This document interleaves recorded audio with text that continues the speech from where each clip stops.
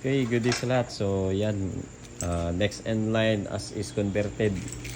MK32S. So, hindi talaga sinayang ni Sir yung pangarap niya na sasakyan na hindi na ma-reconvert yung sistema ng evaporator at saka cooling system.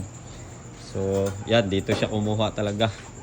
So, thank you, Sir, sa pagsubaybay kasi nakita mo yung mga vlog natin. And then, yan, MK32S 4x2. Yan, next in line as is converted. So, ito na naman yung gagawin natin na meow meow conversion. So, yan, kita nyo, napakaganda. As is converted lang, pwede na.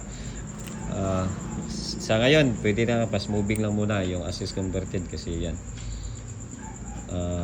Para hindi na matagalan kasi ang dami pang line up.